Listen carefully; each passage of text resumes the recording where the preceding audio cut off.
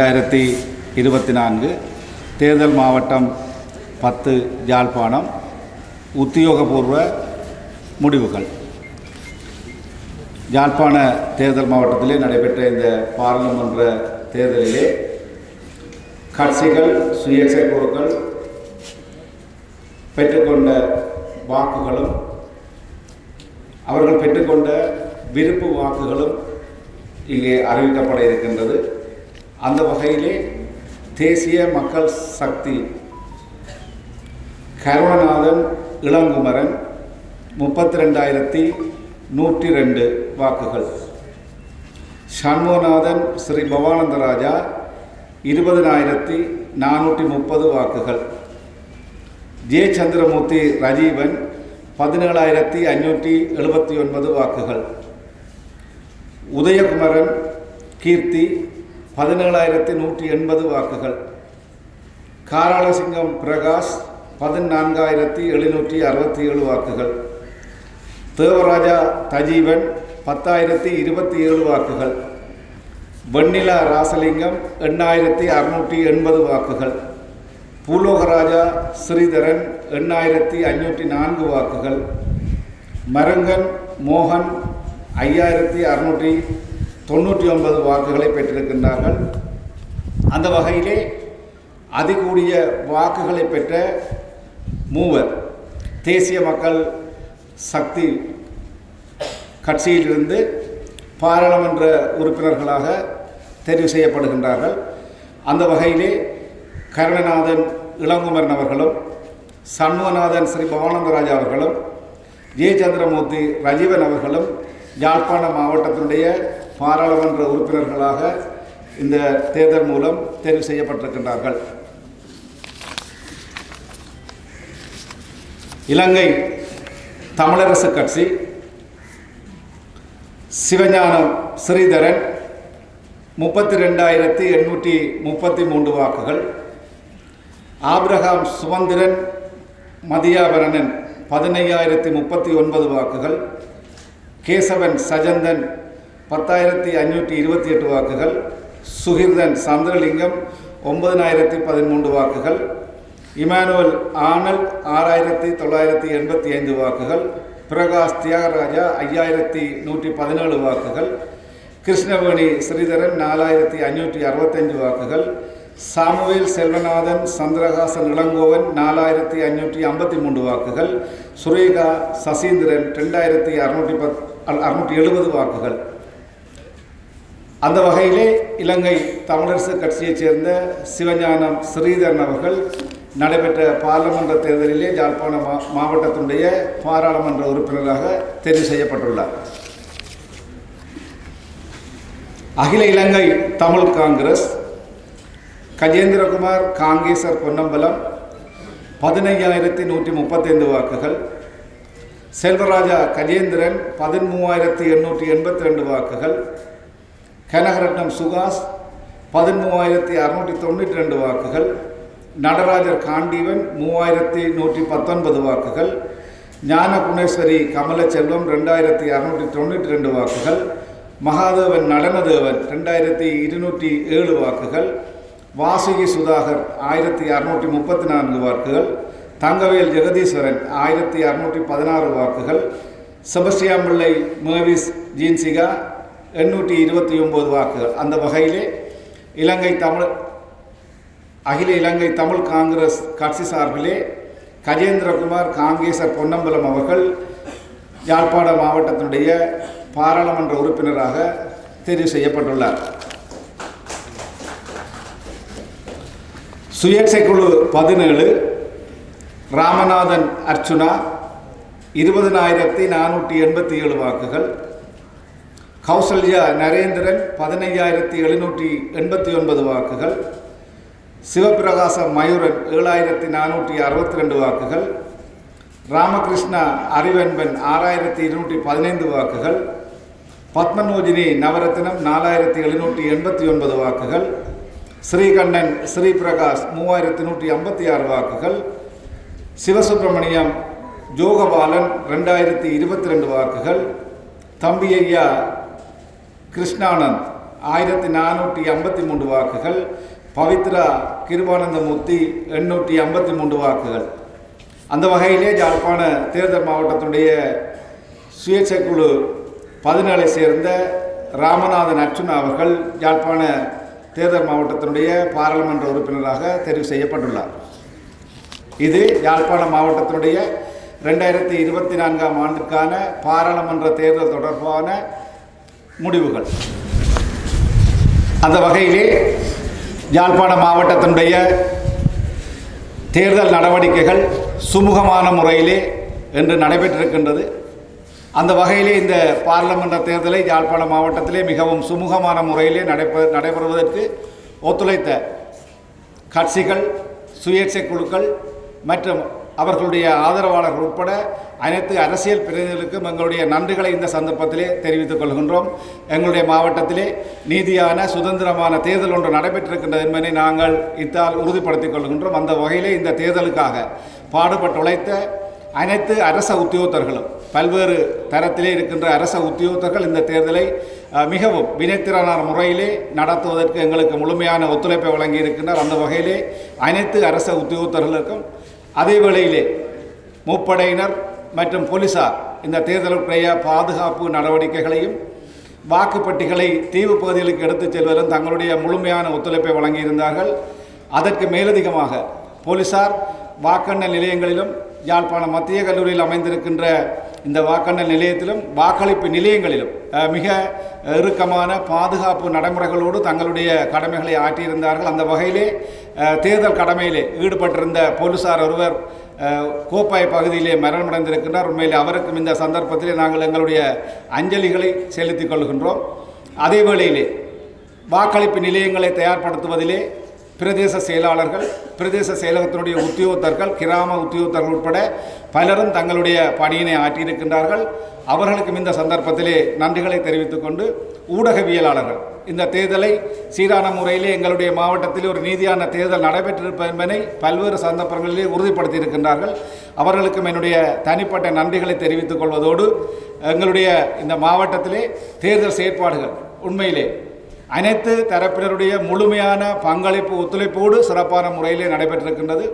எங்களுடைய மாவட்டத்திலே பிரதிநிதித்துவப்படுத்தி பாராளுமன்ற உறுப்பினர்களாக தெரிவு செய்யப்பட்டிருக்கின்ற 6 உறுப்பினர்களுக்கும் அரசாங்க அதிபர், தெரிவத்தாட்சி அலுவலர் என்ற ரீதியிலே என்னுடைய நன்றிகளையும் வாழ்த்துக்களையும் இந்த சந்தர்ப்பத்திலே தெரிவித்துக் கொண்டு, மாவட்டத்தினுடைய தேர்தல்கள் ஆணையாளர், உதவி தேர்தல்கள் ஆணையாளர் சிறப்பான முறையிலே இந்த தேர்தலை ஒழுங்குபடுத்தியிருந்தார். அவருக்கும் மற்றும் இலங்கை தேர்தல் திணைக்களத்தினுடைய அதிகாரிகளுக்கும் என்னுடைய நன்றிகளையும் வாழ்த்துக்களையும் தெரிவித்து, ஜனநாயக ரீதியிலே தெரிவு செய்யப்பட்ட பாராளுமன்ற உறுப்பினர்கள் எங்களுடைய மாவட்டத்தினுடைய அபிவிருத்தியிலே தங்களுடைய செயற்பாடுகளை முன்னெடுப்பார்கள்.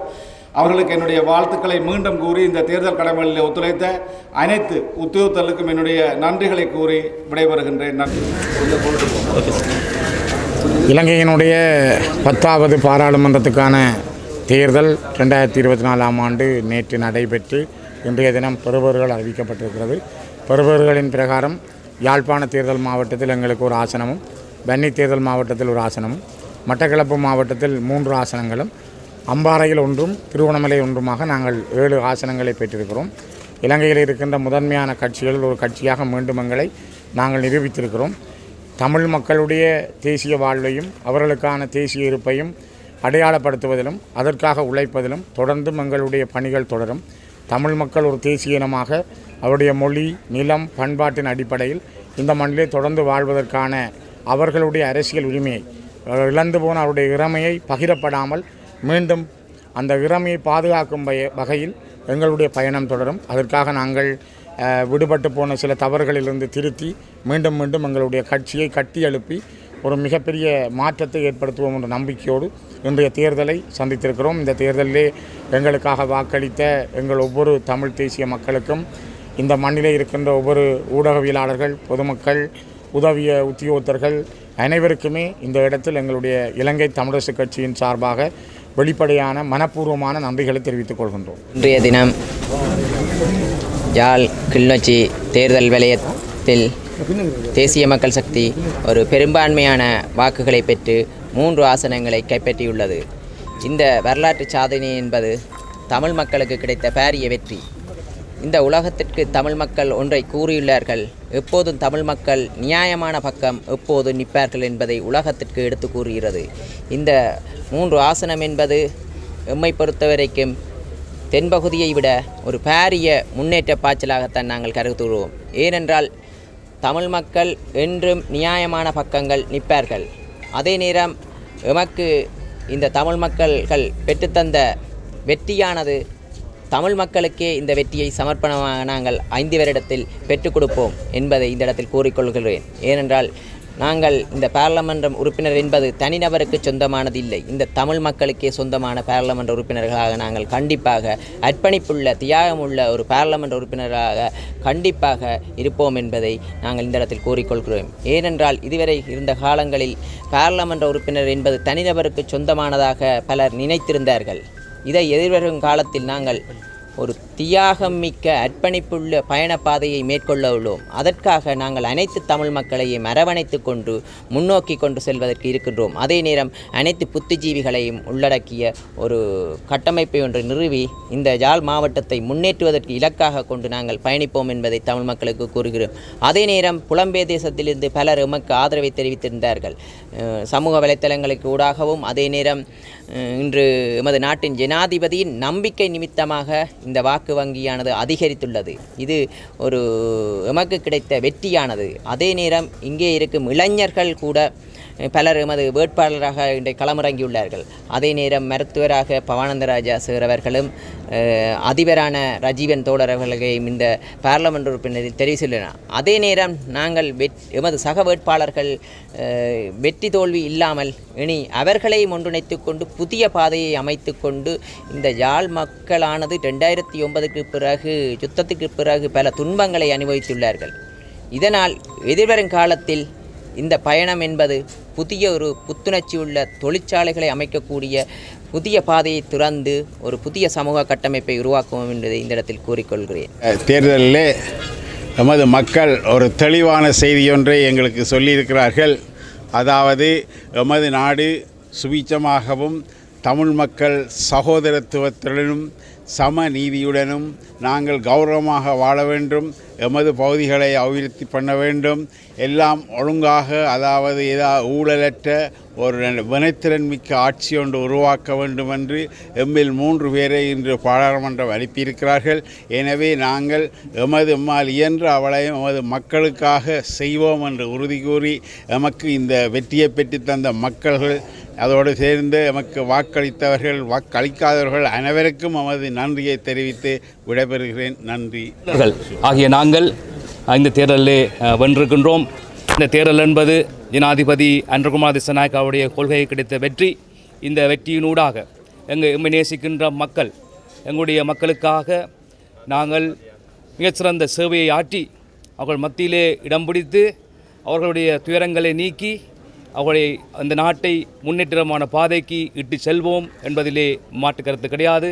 எனவே தேசிய மக்கள் சக்திக்கு யாழ் கிளிநொச்சி மக்கள் ஒன்று திரண்டு வாக்களித்து எம்மை பாராளுமன்றம் அனுப்பிய உங்கள் அனைவருக்கும் நன்றி கூறி உங்களுடைய வாக்குகள் உங்களுக்கு நிச்சயமாக சேவையாக அமையும் என்பதை கூறிக்கொண்டு விடைபெற்றுக் கொள்கின்றேன். முதலில் யாழ் மாவட்டத்தில் வாழும் மக்களுக்கு எங்களுடைய நன்றியை தெரிவித்துக் கொள்கின்றோம். என்றால் கடந்த ஜனாதிபதி தேர்தலின் போது 28,000 வாக்குகளை மாத்திரம் பெற்றுக் கொடுத்த யாழ் மக்கள், அப்போது எங்களுடைய வாக்கு வீத சதவீத அதிகரிப்பிலே இலங்கையிலே முதலாவது ஸ்தானத்துக்கு இருந்தது யாழ் மாவட்டம். அப்பொழுது எனக்கு ஒரு நம்பிக்கை இருந்தது. அன்றைய காலகட்டங்களில் நான் சொன்னேன், ஜனாதிபதி தேர்தலிலே சதவிகித அதிகரிப்பு விகிதத்திலே முதலாவது ஸ்தானத்திற்கு யாழ் மாவட்டத்தை கொண்டு வந்து யாழ் மாவட்டத்தில் வாழ்கின்ற மக்கள் எதிர்வரும் பொது தேர்தலிலே மிகவும் உயர்வான இடத்திற்கு உயர்த்தி வைப்பார்கள் என்று நம்பிக்கையோடு குறிப்பிட்டிருந்தோம். நாங்கள் அந்த நம்பிக்கையை இன்றைக்கு மக்கள் நிறைவேற்றியிருக்கின்றார்கள். அதனால் அந்த மக்களுக்கு மீண்டும் எங்களது 2 கரங்களையும் கூப்பி நாங்கள் எங்களுடைய வணக்கத்தையும் எங்களுடைய நன்றியை நாங்கள் தெரிவித்துக் கொள்கின்றோம். அதே போன்று மக்களுடைய எதிர்பார்ப்பு இன்றைக்கு எங்களுக்கு தெரியும், பல தசாப்தங்களாக நிலவி வந்த மறுபுறத்திலே தென்னிலங்கையில் எடுத்துக்கொண்டாலும் கூட 76 வருடங்களாக நிலவி வந்த அந்த பிரபுத்துவ ஆதிக்க மேட்டுக்குடி நிலப்பிரபுத்துவ ஆதிக்கம் சிதைக்கப்பட்டிருக்கிறது என்று. அதே போன்று கடந்த காலங்கள் முழுவதுமே தமிழ் மக்கள் உடைய வாக்குகளை பெற்றுக்கொள்வதை மாத்திரம் கருத்துமாக கொண்டிருந்து செயல்பட்ட தமிழ் மக்கள் மத்தியில் இருந்த அந்த மேட்டுக்குடி ஆதிக்க சிந்தனையுடைய கட்சிகளுக்கு இன்றைக்கு பாரிய ஒரு பிரச்சனையை ஏற்படுத்தி இருக்கின்றது. அதற்கான காரணம் வேறு எதுவுமல்ல, இவர்களால் இனியும் இந்த நாட்டை ஆள முடியாது, நாட்டு மக்களுக்கு விமோசனத்தை தேடி கொடுக்க முடியாது என்பதை மக்கள் உணர்ந்தார்கள். அதன் காரணமாக கடந்த காலத்திலே மக்கள் ஒரு மாற்றம் தேவை என்று கருதினார்கள். அந்த மாற்றத்தை நிறைவு செய்யக்கூடிய ஒரு இயக்கம் கட்சி வேறு யாருமல்ல, தேசிய மக்கள் சக்தி என நம்பினார்கள். அதன் விளைவாக செப்டம்பர் 21 அனுர தோழர் அவர்களை ஜனாதிபதி ஆக்கினார்கள். ஜனாதிபதி ஆக்கி ஒரு மாதத்திற்கு பிறகு இன்றைக்கு முழு நாட்டையும் அபரிமிதமான வெற்றியோடு மேலே உயர்த்தி வைத்திருக்கின்றார்கள். அது வேறு எதுவுமல்ல, மக்கள் எங்கள் மீது, தேசிய மக்கள் சக்தியின் மீது கட்சி ஜாதி இன மத பேதங்கள் இன்று, வடக்கு கிழக்கு தெற்கு மேற்கென்ற பேதங்கள் இன்று அனைவருமே ஓர் அணியில் அணிதிரண்டிருக்கின்றார்கள். அணிதிரண்டு மக்கள் எதிர்பார்க்கின்றார்கள். நாங்கள் எங்களுடைய கொள்கை பிரகடனத்தில் குறிப்பிட்டது போன்று வளமான நாடு, அழகான வாழ்க்கையை பெற்று கொடுப்போம் என்கின்ற நம்பிக்கை மக்கள் மத்தியில் இருக்கின்றது. அதே போன்று நாங்கள் தொடர்ச்சியாக குறிப்பிட்டு வந்த இந்த நாட்டை நாசமாக்கி இந்த லஞ்ச ஊழல் மோசடியிலிருந்து மீட்போம் என்பது மக்கள் நம்பியிருக்கின்றார்கள். அதே போன்று இன்றைக்கு யாழ்ப்பாணத்தை அழித்து கொண்டிருக்கின்ற இந்த கலாச்சார சீரழிவு உள்ளிட்ட போதைப் பொருளிலிருந்து அல்லது இந்த போதைப் பொருள் பாவனையிலிருந்து வாழ்விட்டு கும்பலிடமிருந்து இதிலிருந்து மீட்பார்கள், மீட்க வேண்டும். அதற்காகவும் மக்கள் நம்பிக்கை வைத்திருக்கின்றார்கள். இதே போன்று கடந்த 30 வருடங்களுக்கு மேலாக யுத்தத்தின் காரணமாக இழந்தவை பல இருக்கின்றன. அந்த இழந்தவைகள் மாத்திரமல்ல, இன்று எங்களுடைய அந்த இழந்தவைகள் அவர்களுடைய வலிகளை சுமந்து கொண்டிருக்கின்றார்கள். அப்படியா தங்களுடைய வலிகளை போக்குவது எப்படி, போக்குகின்ற வேலைகளை கடந்த யுத்தம் முடிந்து 15 வருடங்களாகியும் எவராலும் செய்ய முடியவில்லை, சாதிக்க முடியவில்லை. அதனால் அதையும் செய்வார்கள் என்கின்ற மக்கள் மத்தியில் நம்பிக்கை ஏற்பட்டிருக்கும். அதனால் அந்த நம்பிக்கைக்கு விசேடமாக மக்களுக்கு நாங்கள் கூறுவோம், அந்த நம்பிக்கைக்கு கடுகளவேனும் நாங்கள் தீங்கு விளைவிக்க மாட்டோம். மக்கள் நம்பிக்கையோடு இருங்கள். நிச்சயமாக நீங்கள் நினைக்கின்ற மாற்றத்தை எங்களால் இயன்ற வரைக்கும் உயர்ந்த இடத்தில் நாங்கள் உயர்த்தி வைப்போம் என்பதையும் தெரிவித்துக் கொண்டு, மக்கள் இனியும் இங்கே இருக்கின்ற இளைஞர்கள், யுவதிகள், ஊடகவியலாளர்கள் அனைவரும் இனியும் பார்த்து கொண்டிருக்கின்றது இதனுடைய பங்காளிகளாக மாறி உண்மையிலே எமது நாடு, எமது அரசாங்கம் உருவாகி இருக்கின்றது, உங்களுடைய அரசாங்கம் உருவாகி இருக்கின்றது. எமது நாட்டை, உங்களுடைய அரசாங்கத்தை, உங்களுடைய நாட்டை கட்டி எழுப்ப வேண்டிய பொறுப்பு உங்களிடம் இருக்கின்றது. அதனால் உங்களுக்கும் நாங்கள் அழைப்பு விடுகின்றோம், அனைவரும் ஒன்று சேர்வோம் என்று. அதே போன்று சர்வதேசத்தில் வாழ்கின்ற டயஸ்போராக்களுக்கும் நாங்கள் அழைப்பு விடுகின்றோம். வாருங்கள், எமது நாட்டை கட்டி எழுப்புவதற்கு நாங்கள் இது எங்களுடைய உதட்டிலிருந்து அல்ல, உள்ளத்திலிருந்தே அழைக்கின்றோம். வாருங்கள், எமது யாழ்ப்பாணத்தை கட்டி எழுப்புவதற்கு, பெருமை மிக்க யாழ்ப்பாண நகரத்தை கட்டி எழுப்புவதற்கு உங்களது உதவிகள், ஒத்தாசைகள் தேவை. வாருங்கள் என்பதையும் கூறிக்கொண்டு, அந்த வகையான எதிர்பார்ப்புகளுக்கு மக்கள் இன்றைக்கு அதுகளை நிறைவேற்றுவதற்கான அதிகாரத்தை, அங்கீகாரத்தையும் வழங்கியிருக்கின்றார்கள். அந்த அதிகாரத்தையும் அங்கீகாரத்தையும் நாங்கள் சரியான முறையில் பயன்படுத்தி அதை எக்காரணம் கொண்டும் துஷ்பிரயோகம் செய்யாது மக்கள் நலன் சார்ந்ததாகவே இருந்து கொண்டு செயற்படுவோம் என்ற உறுதிமொழியை நாங்கள்